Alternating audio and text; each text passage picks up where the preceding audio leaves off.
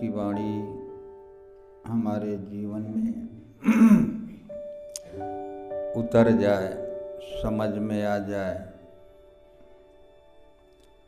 तो हम इस भव सागर से पार हो जाते हैं।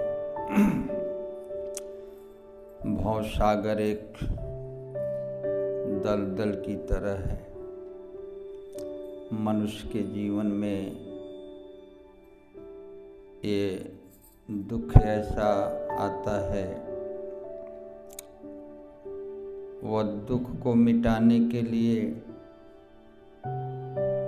नाना प्रकार के देवी देवता भी पूजने लगता है।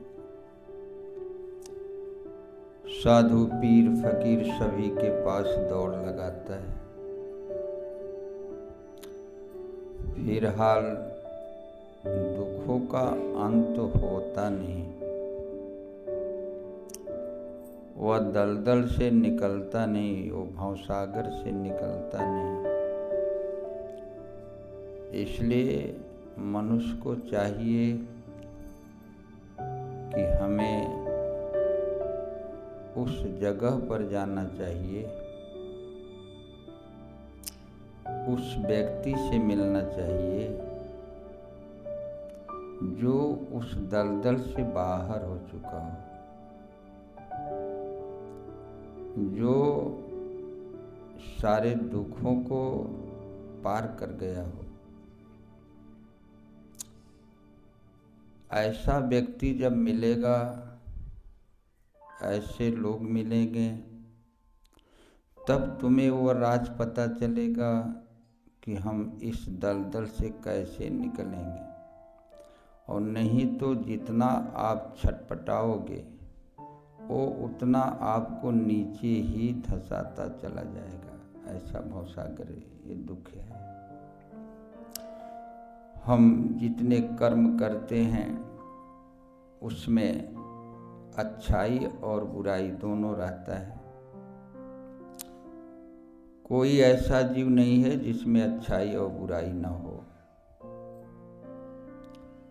तो हम बुरा करेंगे तो भी हम दुखी होंगे, अच्छा करेंगे तो भी दुखी होंगे। अब यह बात बड़ा जटिल हो गया कि बुरा करेंगे तो दुखी तो होंगे, लेकिन अच्छा करने से दुख कैसे होगा। इसके विषय में ध्यान से सुने, नहीं भटक जाओगे, भवसागर के जाल में पड़ जाओगे। बुरा कर्म जो होते हैं वो पाप है।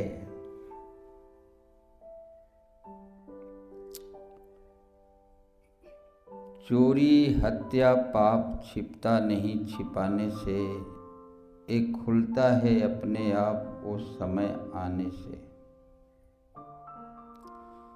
तो पाप कर्मों में पीड़ा होती है, कष्ट होता है, उसे हम दुख समझ लिए।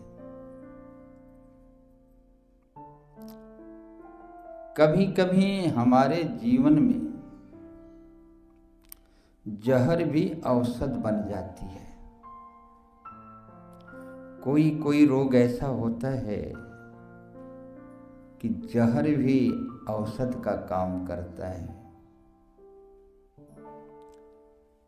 तो इसके लिए हमें यह मन से हटा देना है, क्या पाप है क्या पुण्य है, क्या अमृत है क्या जहर है।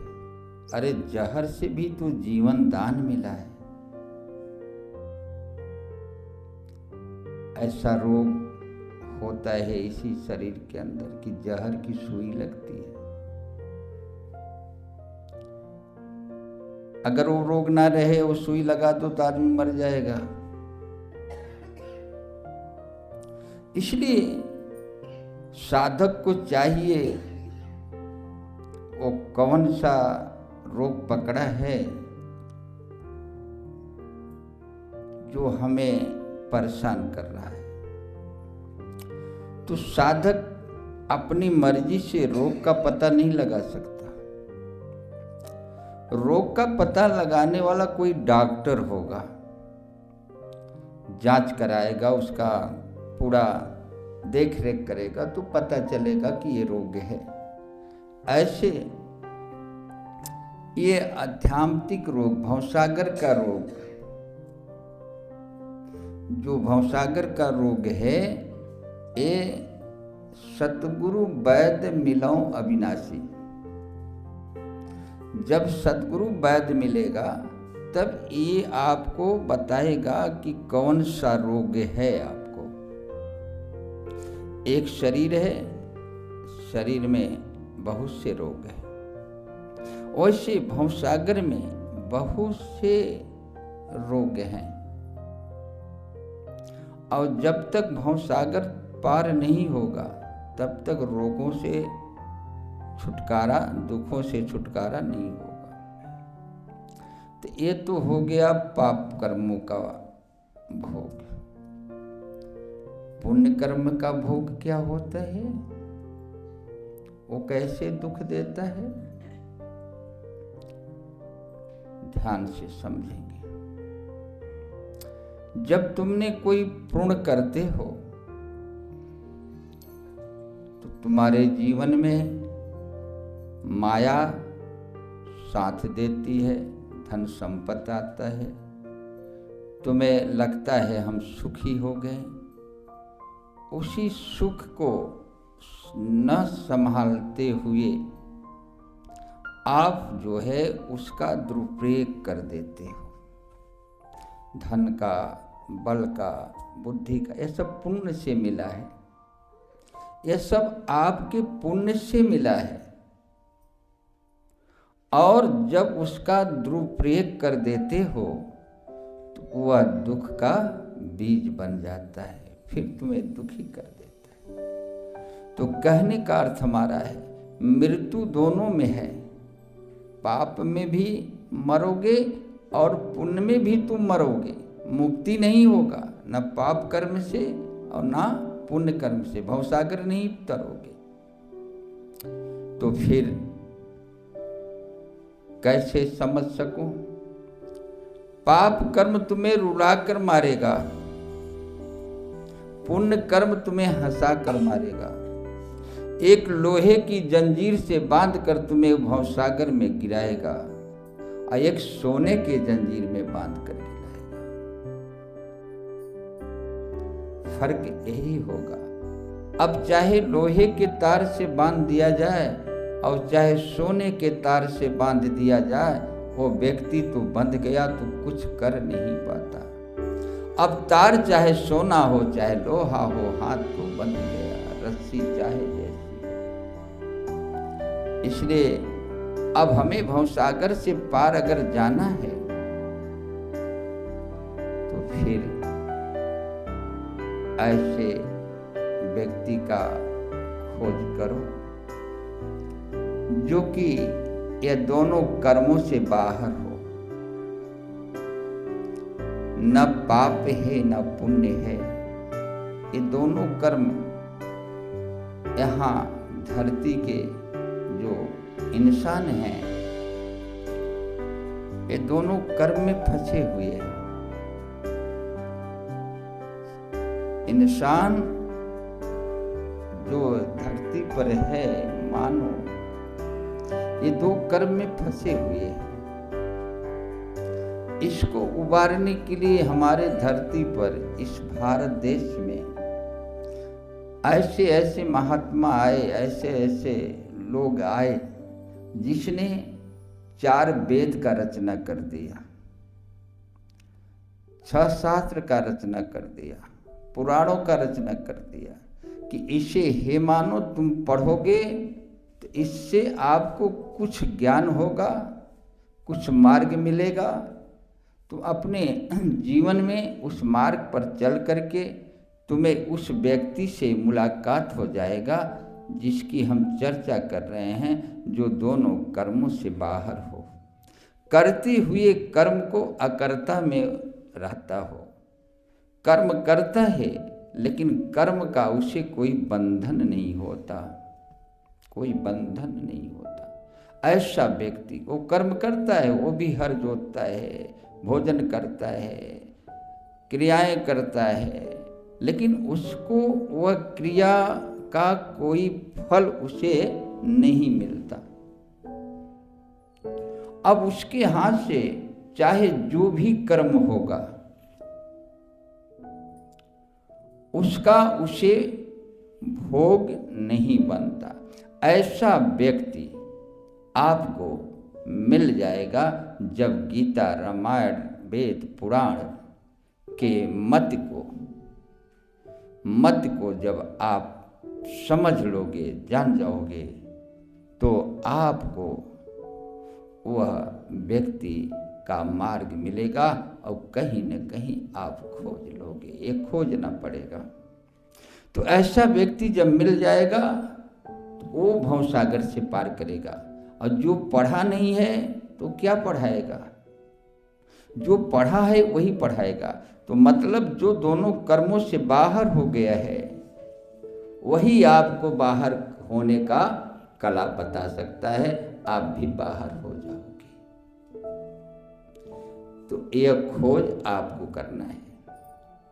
पानी पियो छान कर, गुरु करो तो जानकर। पहले ये जानकारी लो कौन वो व्यक्ति है जो कर्म बंधन से बाहर है। तो आए देखें, जो निस्वार्थ कर्म योग करता है, संसार में कर्म करता है लेकिन कर्मों का फल नहीं चाहता, ऐसा साधक जो शरीर के लिए कुछ भी नहीं करता, वो जो कुछ कर्म करता है वो जीव आत्मा के लिए करता है। ऐसा साधक शरीर के लिए कभी कुछ नहीं किया। स्नान किया तो भी जीवात्मा के लिए किया, भोजन किया तो जीवात्मा के लिए, नौकरी चाकरी किया तो जीवात्मा के लिए किया, क्योंकि ये जीवात्मा है तभी तक सारी बाजार है। तो कहने का अर्थ हमारा यह है कि वो शरीर से एक जैसे एक्सरे मशीन होता है तो उस चमड़ी को छोड़कर हड्डी का फोटो खींच लेता है, ऐसे यह साधक यह शरीर से बाहर निकल करके उस आत्मा को जान जाता है। वो एक्सरे मशीन है। तो यह गुण तुम्हें कहाँ मिलेगा?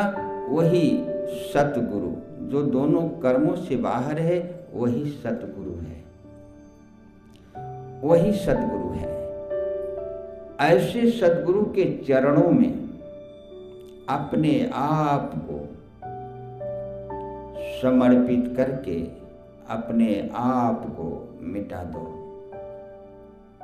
अपने आप को जो मिटा हुआ जीव है वही तो सतगुरु है, वही सतगुरु है। जब तुम ऐसे महापुरुष के संधि में अपने आप को मिटा दोगे तो उनका जो गुण है वो तुम्हारे में प्रवेश कर जाएगा। जैसे सूरज के सामने जब हम हो जाते हैं तो सूरज का जो गुण है हमारे बॉडी में, उसका जो धूप है हमारे बॉडी में लगने लगता है। ऐसे महापुरुष के चरणों में हम जब बैठ जाते हैं तो बैठने का तरीका क्या है, नहीं तो फिर मामला बिगड़ जाएगा। कौन बैठने का अधिकारी है इसे जानो, महापुरुष के चरण। तुम्हारे सामने महापुरुष खड़ा होगा, तुम्हारे सामने अगल बगल महापुरुष रहेगा, लेकिन तुम्हें अगर बैठने की कला बिगड़ गई तो भी तुम महापुरुष से कुछ नहीं पाओगे। सूरज के सन्मुख तुम बैठे हो लेकिन एक पेड़ का छांव लेकर बैठे हो तो आपको वह ऊर्जा प्राप्त नहीं होगी। इस प्रकार से हमें इसका ध्यान देना होगा। ऐसे कैसे बैठना है उनके सन्मुख, कैसे रहना है, कैसे सेवा करना है, कैसे सुमिरन करना है, यह सब आप थोड़ा मन को एकाग्र करें, सब धीरे धीरे समझ जाओगे। उनके चरणों में बैठने का अधिकार उसी को है जिसके अंदर से पाप पुण्य, जीवन मरण, हानि लाभ, जात पात, जस अबजस, मान अपमान जो एक बराबर हो गया है, उसे परवाह नहीं है। मान होगी तो तेरा, अपमान होगा तो तेरा, मेरा कुछ नहीं जाएगा। ऐसा जिसके अंदर ज्ञान प्राप्त हो गया है, ये कैसे होगा? गुरु के साथ सत्संग करने से। सर्वप्रथम संतन कर संगा, ये सत्संग से संभव है। नहीं तो कोई वेद पुराण भी पढ़ के हार जाओगे, क्योंकि हर वेद पुराण यही मत दिया, सत्संग सत्संग सत्संग। सर्वप्रथम सीढ़ी जो है सत्संग का है। जिसे जीवन में सत्संग मिल गया वही व्यक्ति वहां तक पहुंच सकता है। और वो व्यक्ति कौन है? जो गुरु के सन्मुख रह करके नहीं बैठ पाएगा। वो कैसा है? जो पापी पिंगल पढ़ें, जो पापी पिंगल पढ़ें, तीन गुण से हीन, डोलना बोलना बैठना, लीन विधाते छीन। तो अब ये ज्ञान आपको प्राप्त हो जाए। कभी भी किसी के प्रति उपहास मत करो, पिंगल मत बोलो। ये बड़ा खतरनाक बीमारी है, हमको पता नहीं है, ये हमारे जीवन को बर्बाद कर देता है। वो पापी है जो पापी पिंगल पढ़े, तीन गुण से हीन, और डोलना बोलना बैठना, लीन विधाते छीन। लेकिन मनुष्य बहुत पिंगलिया होता है, बिस्कुटिया होता है। दूसरों का उपवास करने में उसे मजा आता है, दूसरों का हंसी उड़ाने में मजा आता है, दूसरों को दोष लगाने में उसे मजा आता है। तो भाई मजा लोगे तो सजा कौन भोगेगा? ये सब पाप कर्म है, ये सब पाप कर्म है। इसलिए जो जैसा है उसे वैसा छोड़ दो। तेरे भावे सो करो, भला बुरा संसार, और नारायण तुम बैठ कर अपनी भवन बुहार। तुम संसार को सुधार नहीं सकते, क्यों चक्कर में पड़े हो? तुम संसार को बिगाड़ भी नहीं सकते। तेरे हाथ तो तेरे शरीर भी नहीं है। कब शरीर गिर जाए,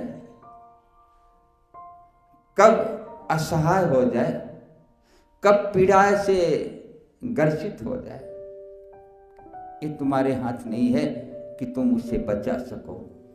फिर पूरे संसार को क्यों हाथ में लेते हो? ये तुम्हारी भूल है, ये तुम्हारी भूल है।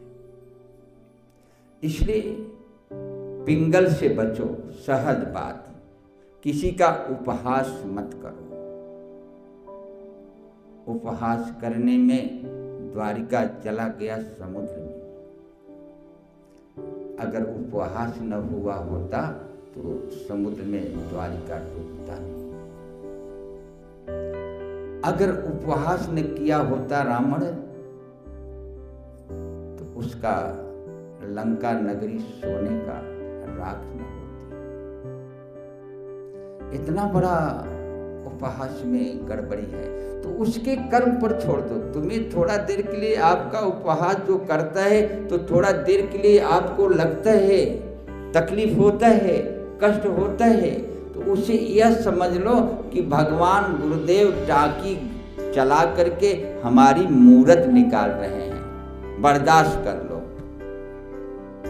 बर्दाश्त कर लो। ये टांकी चला के हमारी मूर्ति को गढ़ रहे हैं। बर्दाश्त नहीं करोगे तो फिर मूर्त नहीं बन पाएगी। ऐसा मान करके बर्दाश्त करो। और कभी भी किसी हाल में किसी से डरना नहीं। निर्भय जपहि सकल भव मीटे, संत कृपा से प्राणी छूटे। ये कैसे होगा? जब आप किसी के साथ गलत मत करो, किसी प्रकार का किसी के साथ गलत मत करो। जितना आप जानते हो ये गलत है, वो किसी के साथ मत करो। और कोई अगर अपने साथ गलत कर रहा है, उसे होने मत दो। जैसे भी हो, अगर उसका वध करना पड़े तो वध कर दो, कोई फर्क नहीं है। महापापियों का, महादुष्टों का तुमने अगर वध कर दिया तो भगवान तुम पर खुश हो जाएंगे। क्यों? कि उनका जो बेटवा बाप के कार्य में हाथ बटा दे, उस पर बाप खुश होता है। जो काम भगवान को करना है, वो अगर आप उनके संतान हो, ईश्वर अंश जीव अविनाशी, आप उनके संतान हो, उनके अंश अवतार हो, वो कर्म आप कर दिया तो आपका पिता नाराज होगा, आपका भगवान नाराज हो, खुश हो जाएगा। इसलिए महापापियों को, पापियों को भाई जो जैसा है उसको सबक सिखाइए। डरने की कोई बात नहीं है। तुम गलत मत करना, किसी के साथ गलत मत करना, और अपने साथ गलत होने मत देना। ये भी अगर तुम अपने साथ गलत होने दे रहे हो तो आप भी दोषी को हो। यही है पाप और पुण्य की मर्म। अगर आप अपने साथ गलत होते देने, चाहे मजबूरी से हो रहा है, तो अगर होने दे रहे हो, आप बोल नहीं रहे हो, तो इसका मतलब कि तुम उस गलत कराने का साहस देते हो, उसको बल देते हो। तुम अगर बोल दिए होते तो आप उसको वहीं पर रुक जाता, नहीं तो तुमने बढ़ावा दे दिया। तुम्हारे ना बोलने से वह पापी जो है महापापी बन गया, वो दुराचारी महादुराचारी बन गया तुम्हारे ना बोलने से। इसलिए आवाज जरूर उठाना चाहिए। अरे शरीर में पीड़ा होता है तो हरे राम हरे माई अरे बाप चिल्लाते हो कि नहीं चिल्लाते? वो पीड़ा से क्या वो पीड़ा कम है? कोई बेवजह का हमको, बेमतलब का हमको परेशान करे, क्या वो पीड़ा कम है? कोई आकर के जबरदस्ती करे तो वो पीड़ा कम है? इसलिए आवाज लगाओ। या सहारे मत बैठो कि भगवान आएंगे बचाएंगे, भगवान आएंगे तो बचाएंगे। अरे तुम क्या कर रहे हो? वो बेटा कौन कि बाप का इंतजार कर रहा है, वो आएंगे तो बचाएंगे।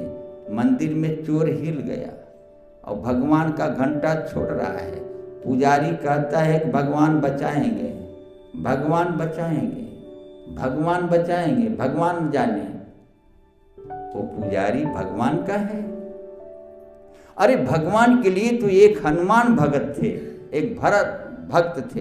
भगवान के लिए तो अपने प्राणों का बाजी लगा दिए, और तुम जो है अपने ये ताकत मेहनत अपनी बुद्धि का नहीं बाजी लगा सकते। कौन भक्त हो तुम? हनुमान जी ने तो अपने प्राणों का बाजी लगा के वह दुश्मनों के राज में गए जहां की काल रहा, वहां हनुमान जी ने तो अपने प्राणों को संकल्प करके गए। अंगद ने अपने प्राणों का संकल्प किया, भरत ने अपने प्राणों का संकल्प कर दिया।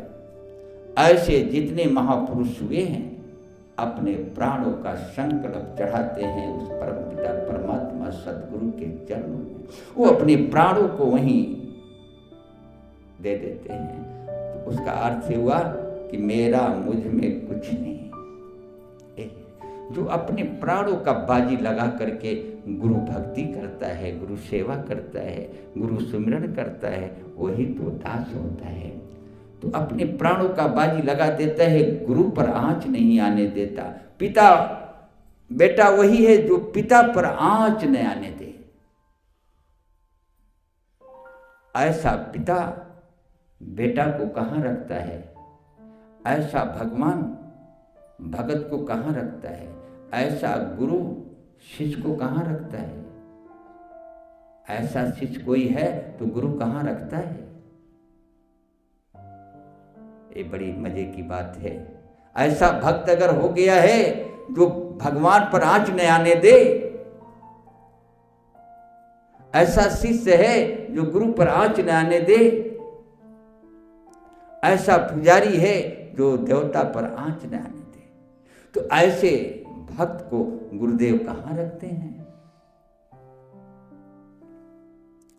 कोई जगह नहीं है, ऐसे भक्तों को रखने के लिए कोई जगह नहीं है। संसार में, तीन लोक में कोई जगह नहीं है। तो उनको कहीं ऐसे रखें, उनको अपने आप में मिला लेता है। जो जाने तेहि देहु जनाई, और जानत तुम्हें तुम्हें हो जाए। उसको संसार में नहीं रखता, वो अपने आप में मिला, अपने आप हो जाता है। माने वो स्वयं अपना स्वरूप दे देता है। ऐसा गुरुदेव है, ऐसा भगवान है। तो इसको पाने के लिए हमें मिटना पड़ेगा। मरता तो संसार है, मरना न जाने से कोई। एक बार जानकर मरो फिर नहीं मरना हो। जो गुरु के चरणों में मर जाता है, यही मरना है। जो मैंने कहा, अपने आप को संकल्प कर देना, मिटा देना अपने आप को, यही मरना है। तो जो एक बार गुरु के चरणों में मर जाता है, फिर नहीं मरना हो, उसका फिर काल कुछ नहीं बिगाड़ सकता। वो अकाल पुरुष बन जाता है, अकाल पुरुष बनता है। इसलिए हे भाई, इसको समझें, जानें और जान करें भक्ति करें। मनुष्य का संगत करो, लेकिन मानव का संगत करना, दानों का संगत मत करना। जब तक तुम्हें निस्वार्थ कर्म हाथ नहीं लगी है, तो तब तक के लिए हम साधन दे रहे हैं। उस साधन को करिए, निस्वार्थ कर्म योगी हो जाओगे। वो साधन क्या है? जितना आप जानते हो ये बुरा कर्म है, उसे मत करना। जो जानते हैं अच्छा कर्म है, पुण्य कर्म है, उसे करना।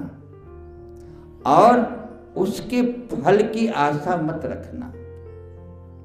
वह फल जो है, अच्छे कर्मों का फल गुरुदेव के चरणों में, सदगुरु भगवान के चरणों में, परमात्मा के चरणों में, भगवान के चरणों में समर्पित कर देना। अपने पर मत रखना। यही कर्म तुम्हारी पूजा बनेगी। जिसे वेद पुराण समझा रहा है, कर्म ही पूजा है। तो यही कर्म पूजा है, यही कर्म पूजा है कि बुरे कर्म को छोड़ दो, अच्छे कर्म करो। अब अच्छे कर्मों का जो फल है, भगवान की सेवा में लगा दो, पूजा में लगा दो। यही तुम्हारा पूजा बनेगा। जिसे वेद पुराण समझा रहा है, कर्म ही पूजा है, यही कर्म पूजा है। तब आप इस पूजा से आपको वह आत्मा, आपके अंदर रहने वाला जो परमात्मा का अंश अवतार है, वो आपके अंदर प्रकाशित कर देगा, प्रकाश हो जाएगा। माने आप उससे जान जाओगे, समझ लोगे, अनुभव कर लोगे। वो क्या है, कैसा है, नारी है, पुरुष है, क्या है, ये सारी बातें, सारी चीजें वहां जान जाओगे। आत्मा ही तुम्हारा सदगुरु है। अब आत्मा जब जागृति हुआ, तब आपको वही आत्मा परमात्मा से मिलान कराता है। वही आत्मा भवसागर से पार करेगा और दुनिया की कोई शक्ति नहीं है, कोई देवी देवता, कोई पीर फकीर तुम्हें पार नहीं कर सकता। ऐसे चक्कर में मत रहो। सब उलझे हैं, सब स्वार्थी हैं। एक तुम्हारा वह आत्मा सतगुरु है और जिसमें जग गया वही शरीर जो है वह सतगुरु की है। वही साकार मूर्त बन गई। अब उसकी गढ़ाई पूरा हो गया, अब मूर्त बन गया। ऐसे महापुरुष का जो शरीर है वो साकार स्वरूप परमात्मा का होता है और निराकार उसके अंदर प्रवेश किया होता है, जगा हुआ होता है। तो निराकार को पाने के लिए साकार से हमें होकर जाना पड़ेगा। बिना साकार मार्ग पकड़े आप निराकार तक नहीं पहुंच पाओगे। इसलिए परमात्मा ने बड़ा सूझबूझ से तुम्हें ये साकार रूप दिया है शरीर, और जिसमें मानव शरीर ये हीरा दिया है, हीरा दिया है। अगर यह शरीर, यह साधन अगर तुमने व्यर्थ गंवा दिया तो फिर तुम्हारे ऐसा बेवकूफ कोई दुनिया में नहीं है, कोई नहीं। ये भगवान ने अपनी तरफ से दिया है कि मेरे पास आ जा। यही साधन, इससे अच्छा कोई और साधन नहीं है। ये साधन आपको मेरे पास पहुंचा देगा। इसलिए परमात्मा ने ये मानव शरीर दिया। क्यों इसको अच्छा कहा गया? क्योंकि इसमें विवेक ज्ञान है और जीव में केवल ज्ञान है, लेकिन यह मानव शरीर में विवेक ज्ञान है, ब्रह्म ज्ञान है, आत्म ज्ञान है। इसलिए यही आपका इष्ट होगा, यही आपका गुरु होगा, यही आपका परमात्मा होगा। ये तीनों बात एक ही के नाम कर है। इष्ट भी वही है, गुरु भी वही है, परमात्मा भी वही है। जो नर गुरु को मानो समझे वो है अंध, वो आंधर है। गुरु को जो मनुष्य समझे, देवी देवता समझे, वो अंधा है। गुरु तो इससे बाहर है। ये लोग तो सारे के सारे स्वार्थी हैं। स्वार्थ लाही करहि सब प्रीति, सुर नर मुनि सब की यही रीति। यही तक हम दौड़ते हैं और कहाँ जाओगे? तो ये इसको तो आज रामायण मानते हो तो रामायण ने साफ कर दिया कि यहाँ नहीं है, इसके आगे बढ़ो, इसके आगे। तो गुरुदेव इसका भेद बताते हैं, ये तुम्हारा आत्मा है। खोजी हो खोज ले बंदे, मैं तो तेरे पास में। तुमने बाहर दौड़ लगाते हो, बाहर खोजते हो, और मैं तेरे घर में पड़ा हूं। तो कोई भेदी गुरु से भेद जानो। तो यही आत्मा, फिर इसके लिए गुरुदेव क्या समझाते हैं? सत्य वस्तु है आत्मा, मिथ्या है संसार। पूजन चाहो पूज लो, यही है पूजनहार। यही आत्मा सत्य है और शरीर असत्य है। और इस शरीर के रहते इस आत्मा से पहचान हो जाए, परिचय हो जाए। बिना परिचय का कोई ठिकान नहीं देता। परिचय हो गया, आधी रात की जाओगे, परिचय है, तुम्हें ठिकाना मिल जाएगा। ऐसे यह शरीर का परिचय आत्मा से हो जाए तो इसमें अगुआ कौन बनेगा? शरीर का परिचय आत्मा को कराने का अगुआ कौन बनेगा? बड़ा समझ के काम कर। अगुआ तुम्हारा मन बनेगा, तुम्हारा मन अगुआ बनेगा। लेकिन कब ये अगुआ बनेगा? ये कब वो अगुवाई करेगा? अगुआ उसी को कहते हैं जो दोनों पक्ष को जान दे। जब तक दोनों पक्ष को ही नहीं जानेगा तब तक अगुवाई क्या करेगा? तो ये मन तुम्हारा अगुआ बनेगा, लेकिन कब बनेगा? जब दोनों पक्ष को जान लेगा। तो ये मन तुम्हारे एक पक्ष को जानता है, केवल शरीर को जानता है, आत्मा को नहीं जानता। इसलिए इस मन से कहो, शरीर चेला नहीं होती, शरीर भक्त नहीं होता, शरीर पुजारी नहीं होता। मन को रंगो। मन ना रंगाए, रंगाए जोगी कपड़ा, और ब्रह्म नाम छोड़ी के पूजन लागे पथरा। तो मन को रंगना चाहिए, मन को दास बनाना चाहिए, मन को ही शिष्य बनाओ। शरीर से शिष्य बनकर तुम कुछ नहीं कर पाओगे। जिसका मन नहीं चेला बना वो गुरु को नहीं पाता, और जिसका मन चेला बन गया वो गुरु को पाता है। और जब गुरु मिलते हैं तो यह मन को वह देश की सारी बात बता देते हैं। और अब यहाँ क्या होगा? यही गुरु यहाँ अगुआ का काम भी कर दिए, और यही गुरु जो है वही वहां भी है। यहाँ क्यों है गुरुदेव? मन को सीख देने के लिए, माने इसे बताने के लिए, दोनों पक्ष की चर्चा करने के लिए, दोनों पक्ष की चिन्हारी कराने के लिए। अब इके चिन्हारी करा के छोड़ते हैं कि अब तू अगुवाई कर ले। फिर वहां जब मन जाता है लड़की के पास चाहे लड़का के पास, तो किसे देखता है? वही सदगुरु को। तब मन का सारे मैल जो है धुल जाता है। हर खट में तू, हर देश में तू, हर पे तू ही हो। तब यह मन को पूर्ण विश्वास हो जाता है।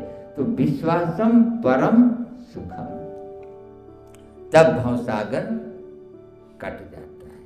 नहीं तो ऐसे रगड़ते रहोगे जिंदगी भर, कुछ नहीं होगा। बिना कर्म किए कुछ नहीं होगा। इसलिए योग करो, कर्म करो, जैसे गुरु बता रहे हैं वैसे करो।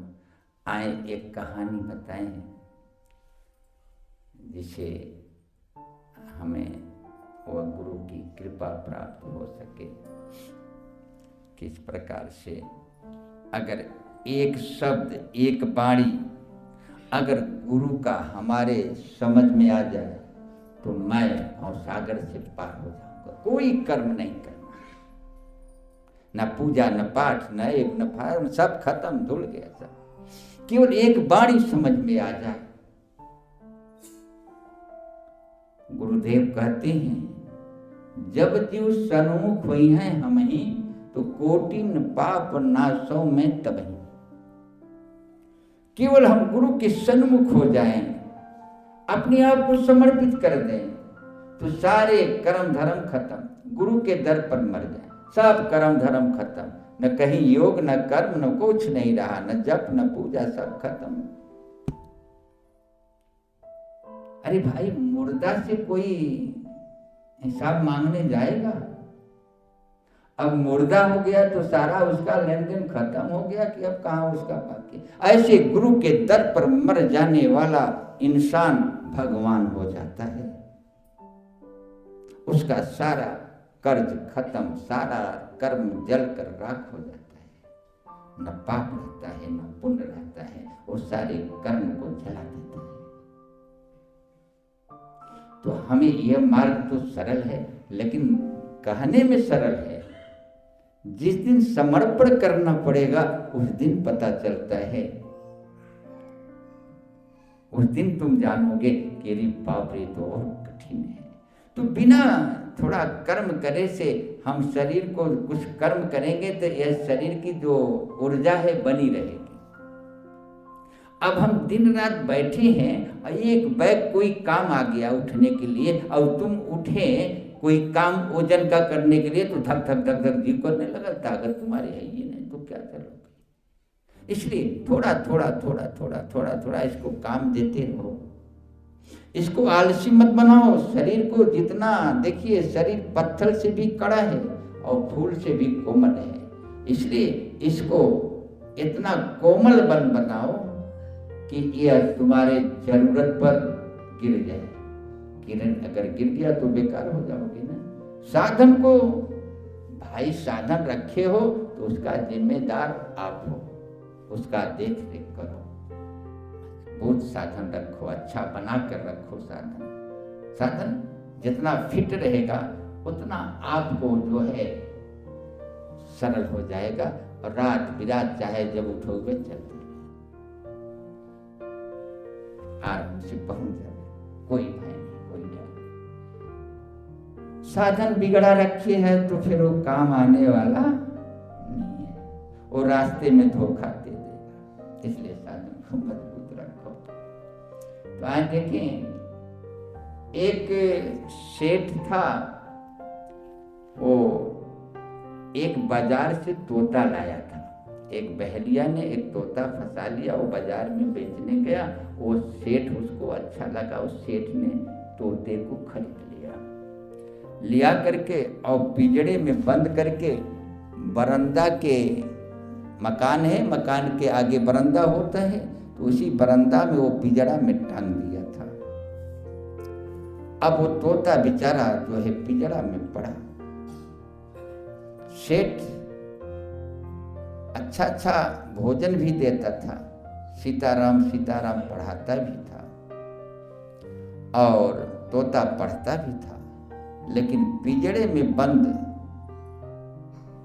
जो मनुष्य बंधन में बंधा है उसे सुख और शांति नहीं होती। लाख उसको हीरा मोती पहना दो, लाख कर दो, लेकिन जब बंधा है तो शांति नहीं मिलेती। इसलिए हे मनुष्य, तुम कर्म रूपी पिंजड़े में बंध गए हो, इसलिए तुम्हें सुख शांति नजरे नहीं आ रही है। तो इस पिंजड़े से बाहर निकालने वाला तो वह सतगुरु है, जिसकी एक बाणी तुम समझ सको तो पिंजड़े के बाहर हो जाओगे। तो आज देखें, एक दिन एक संत अपने गुरु भगवान के दर्शन के लिए जा रहे थे, तो दोपहरिया का टाइम था। तो उन्होंने देखा ये सेठ का मकान, कोई अच्छा आदमी है, इसके यहाँ थोड़ा दोपहरिया बिता लेंगे तो फिर आगे चलेंगे।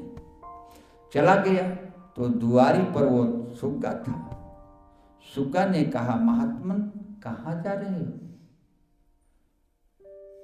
तो अब कहोगे क्या सुग्गा मनेग नहीं बोला? तो ये समझने और समझाने की कहानी है। और दूसरी बात यह है कि अगर आप संत हो तो धरती की भाषा भी समझ सकते हो, हवा की भाषा समझ सकते हो, पशु पंछी की भाषा समझ सकते हो। अगर नहीं समझे तो संत काहे का? भाषा नहीं समझे तो इनके दिल में दया आई कैसे?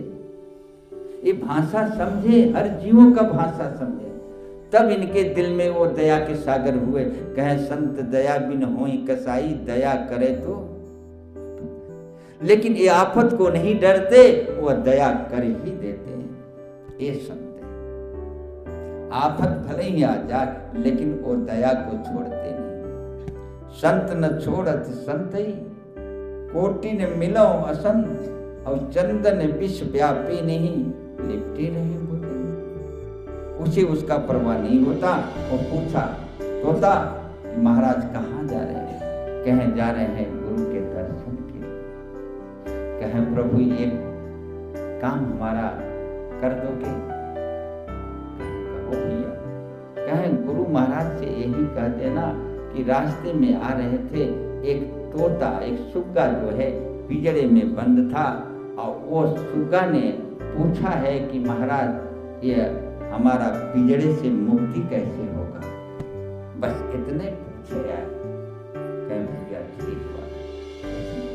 इतना बात हुआ तो सुग्गा अपना आवाज दिया, ऊपर से जो है सेठ सेठाइन आए, महात्मा आए हैं, महात्मा है, तो उनका स्वागत किया। दोपहरिया बीत गई। तब इसके बाद संत चले वो सुग्गा की भी बात रखे अपने दिल में। गए गुरु महाराज के दरबार में। तो जब शाम हुआ सभी लोग चले गए, सब संगत खत्म हो गया। तो रहने वाले 10-20 जो है चेला वो आश्रम में रहने वाले थे रोज के, वो रह। तो गुरु महाराज से जब मौका पाए तो ये संत ने हाथ जोड़ के अपनी वो सुग्गा वाली बात जो है महापुरुष सदगुरु से अपना कहा गुरुदेव, हम मार्ग में आ रहे थे, एक सेठ का मकान है, वहाँ एक सुग्गा जो है पिंजड़े में बंद है, पिंजड़ा में पल रहा है, और उन्होंने कहा कि गुरु के दर्शन के लिए जा रहे हो तो गुरुदेव से यह पूछ लेना कि हमारा कैसे उद्धार होगा। यह बतिया साधु महात्मा जी कहें और गुरु महाराज जो है गिरे चित्त होकर पड़ गए, हाथ गोड़ झूल गया, कपार झूल गया। अब सारे चेला दौड़ारी के हैं, का हुआ देखा था तो आँखी में पर्दा पड़ गया, माने कुछ पता नहीं। कोई डॉक्टर बुलाने जा रहा है, कोई कहा महाराज, और कोई कहा अरे संत आप क्या कह दिए यार, गुरु महाराज को कुछ खिला दिए क्या कहें भैया, तो अभी हम तो कुछ नहीं है, इतना बतिया कहा हाल हो गया। अब हो के बड़ा चक्कर लगा कि हमरे कहते गुरु महाराज गिर गए, लग का इनके बात, लग का कोनो बात लग का। अब वो बेचारा अफसोस में पड़ा, लोग दवा दर्पण के लिए डॉक्टर कुल बुलाने चले गए। तो करीब करीब 5 मिनट के बाद तो गुरुदेव फिर अपनी आंखें खोले, हाथ पैर हिलाए, तो लोगों के जिए में जी हुआ कि अरे अभी जियते हैं। अब इसके बाद वो रात भर रहा साधु, दोबारा नहीं पूछा कि गुरुदेव और तोता को हम क्या जवाब देंगे, क्या कहेंगे, पूछेगा। क्यों नहीं पूछा? डर के मारे, डर के मारे। उसका इशारा उसे नहीं समझ में आया, क्यों कि उसकी पूर्ण नहीं हुआ था। तो सुबह हुआ, विदा लिया, सोचता था कि हम तोता से क्या कहेंगे, तो यही सोचा जो घटना घटी है वही कहेंगे। पहुंच गए वो महात्मा वो सेठ के पास, और तोता फिर कहा प्रभु मेरी संदेशा गुरु महाराज से कहे क्या, क्या कैसे क्या बताए उपाय। अरे कहें भाई, कहा बताए तुहार संदेशवा कहा तबे तो भाई बड़ा करो। कहें का हो गया, तो पूरी बात महात्मा बताए। तो कहें अच्छा, तो तोता समझ गया गुरु के इशारे को, जो गुरु के इशारे को समझ के उसको सागर से पार हो जाए, ये पिंजड़ा से निकल के बाहर हो जाए, सुख शांति उसके हाथ लग जाए, निर्बंध हो जाता है, सारे बंधन कट जाता है, जो गुरु के इशारे को समझ ले। लेकिन ये समझना माने ये आपको बार बार नहीं, हर बार नहीं, उनकी इच्छा का है, उनकी इच्छा पर आप करना। ये नहीं कि हम अपने मन से करें, ये सावधान रहना। नहीं 10 किए हो, एक गड़बड़ हो जाएगा तो फिर आपका बराबर है समझो लगभग। तो उनकी इच्छा पर छोड़ दो, वो तुम्हें सेवा लेना चाहेंगे, तुम्हें खुद संकेत देंगे, आप जान जाओगे। तो पहले तुम सेवा के योग बनो, बस इसके बाद तुम्हें वो खुद संकेत देंगे, आप जान जाओगे जब सेवा लेना चाहेंगे तब। तो कहने का मतलब पहले आप यही योग बनिए कि हे प्रभु मुझसे जो भी कमियां हो आप ही कमियां दूर कर सकते हो। अब मेरा इसमें कुछ नहीं है, सब कुछ परमात्मा तुम्हारा है, तुम चाहे जैसे इसे रख लो। ये सब बातें, ये सब चीजें को पुष्ट करो। जब आप समर्पित भाव से आ जाओगे तब वो सेवा तुम्हें जरूर देंगे, और उनका इशारा तुम समझ लोगे, और वो इशारे पर चल करके वो सेवा को पूर्ण कर दोगे। तो बस आगे कुछ नहीं करना है। सेवा में बड़ी शक्ति होती है, भजन में बड़ी शक्ति होती है, सुमिरन में बड़ी शक्ति होती है, जो ये पिंजड़े को तोड़ देता है, तोड़ देता है। तो आगे सुग्गा ने सारी बात सुना महात्मा से, तो सुग्गा जान गया कि गुरु महाराज हमें बता दिए मुक्ति।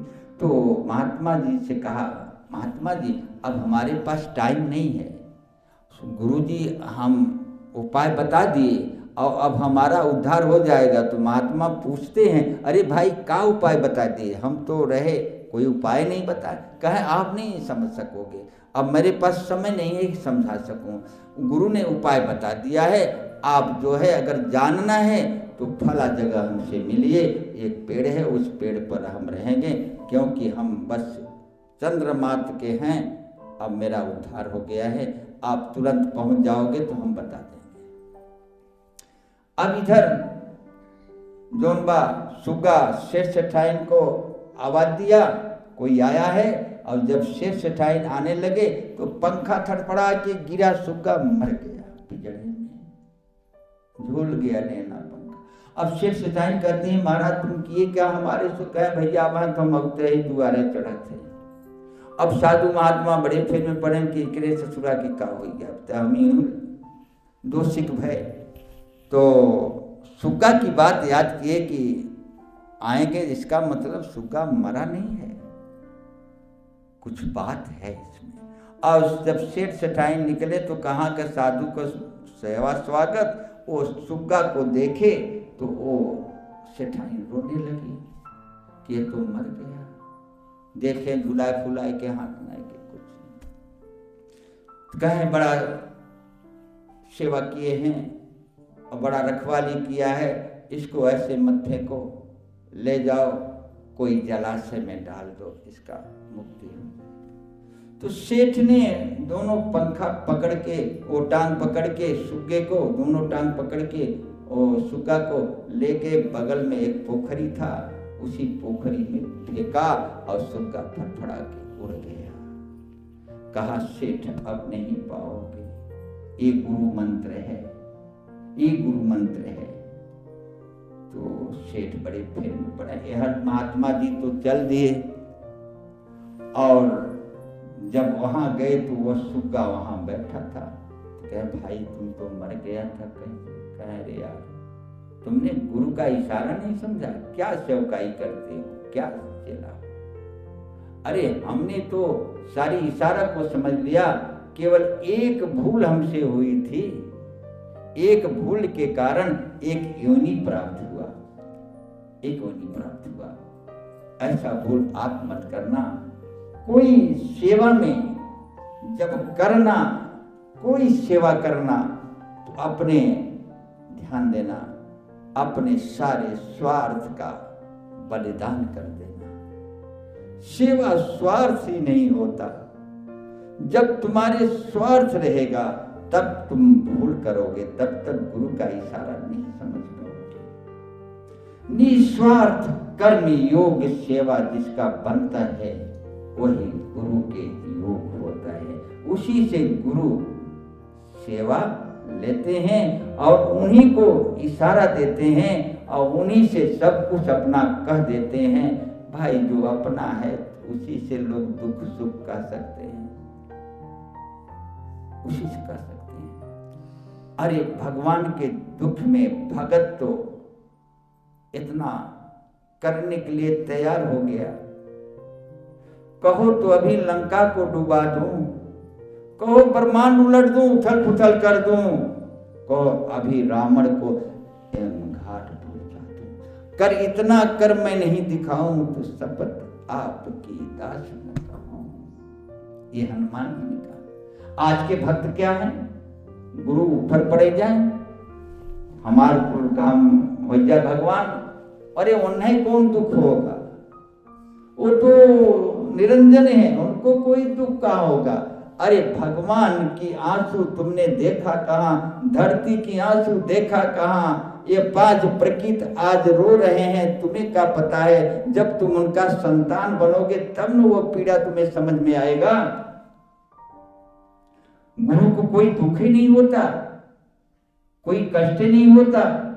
अरे उनकी भी तो शरीर हाड़ मांस की होती है, गुरु को क्या होगा, वो तो समर्थ हैं। तो समर्थ थे तो फिर नर देही आए क्यों? तो वही बैकुंठे से न लंका का नाश कर दिए होते हैं। तो इसका मतलब कभी समझे कि नर देही क्यों आए भगवान। अपने कल्याण के लिए आए कि तुम्हारे कल्याण के लिए आए? पूरी रामायण गीता उठा के देखो, मुँह कहीं खून फेंक दिए हैं। जब अर्जुन और हनुमान की लड़ाई हो गई, वह नदी के किनारे उनकर का रही कि जाके मुँह से खून फेंके, कलेजा फटा, मरत जा ससुर। तो भक्तन हेत लीन अवतारा, भक्त हेतु दुख सहाय पारा। आज भक्तन के लिए अपनी औरत को वनवास लेकर भोगे, भक्तन के लिए भोगे।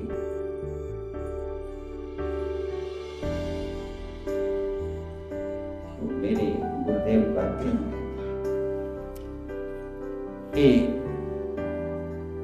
दुष्टों के लिए अंगार है, विष है, भक्तों के लिए अमृत है। ये हमारे अंदर से दोनों, हमारे अंदर दोनों, विष भी है, अमृत भी है। तो जो भक्त है उसे वो अमृत प्रदान कर देते हैं, और जो दुष्ट है उसे जो है वो विष प्रदान करते हैं। तो राम सरोखे बैठकर सबकी मुजरा ले, और जाकर जैसे चाकरी हुआ को वैसा देता रहता है। ऐसे ही गुरु दरबार है। गुरु दरबार में छोटा सा दुर्गुण करोगे वो 10 गुना तुम्हें भोगना पड़ेगा, और छोटा सा सतगुण करोगे तो तुम्हारे जीवन में 10 गुना वो सतगुण आएगा।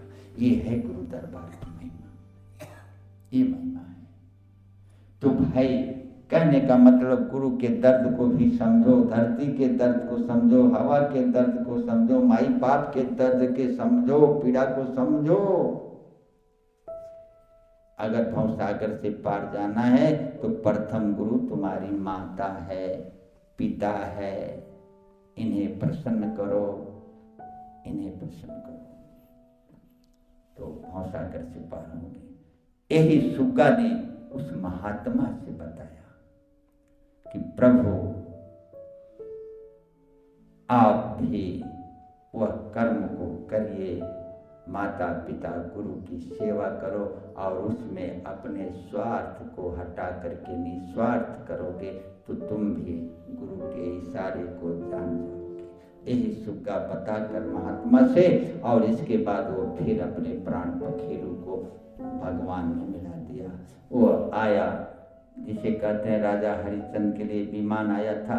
ये कहानी सुनने को आई थी। ऐसे यह तोता की भी कहानी सुनने को भी मिल रही है। लेकिन हे साधक, ऐसा नहीं है जो भगवान को याद किया और भगवान नहीं हो। जिस दिन अरे मरने के बाद तो मुक्ति तुम्हें क्या पता होगी कि पाए कि नहीं पाए। तो ऐसे गुरु से मिलो जो जिंदे ही मुक्ति दाता हो, जीते जी हमें मुक्ति का विधान बता दे, मुक्त कर दे। ऐसे गुरु से मिल। तो ऐसा गुरु क्या विधान बताता है, क्या ज्ञान देता है, ये अच्छी तरह से देख लो, परख लो। ऐसा हो गया तो मुक्त है। जिसके शरीर का सूत्र टूट जाता है वो मुक्ति दाता है, वो मुक्त हो जाता है। वो कौन है? जिसको दुख सुख हानि लाभ जीवन मरण एक समान हो जाते हैं, वही मुक्ति का अधिकारी होता है। ऐसा हुआ तो आप मुक्त है। तो सेवा संगत सुमिरन करके जीवन का कल्याण करो। बोलो श्री सद्गुरुदेव भगवान की जय। आनंद कंद भगवान की, सच्चिदानंद भगवान की।